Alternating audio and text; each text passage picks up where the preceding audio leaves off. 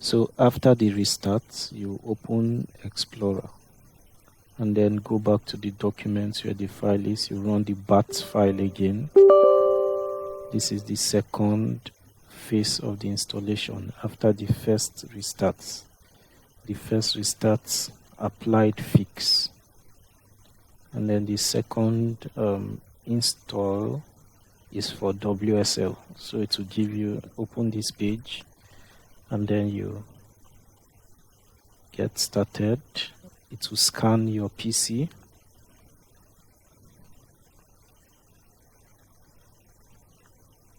So you just wait for it to scan. So if your system, the configuration is higher, that is, let's say 8 gig DDR4 Core i5 8th gen, that's kind of like high-end system, to i7, it will be faster. So let's wait for it to scan. All right.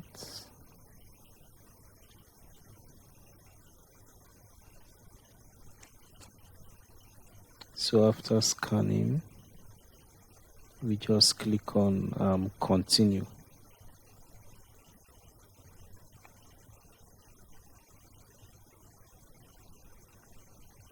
You don't have to scroll, but you click on continue. You can see the continue blue button is enabled, so you click on it.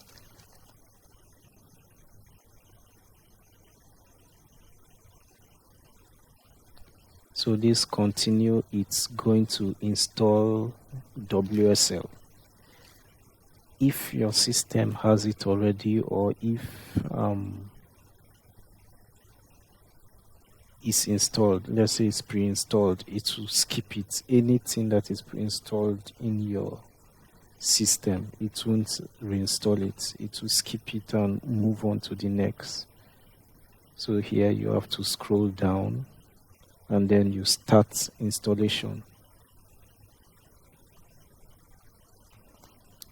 You start and wait for it to install.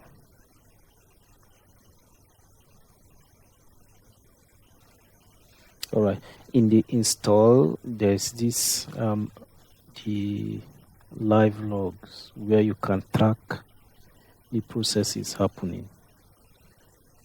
So if you run through it, you will see the logs there. You can scroll or leave it as it is. Allow it to run.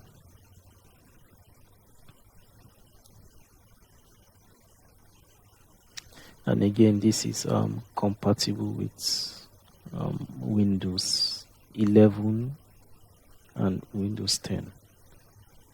But make sure virtualization is enabled in your Windows 10, and also that is, if it's not enabled in BIOS, you should go and enable it on your machine, because without virtualization, Docker won't run, or any virtual machine won't run in your PC. And we need Docker for n8n, this n8n installation.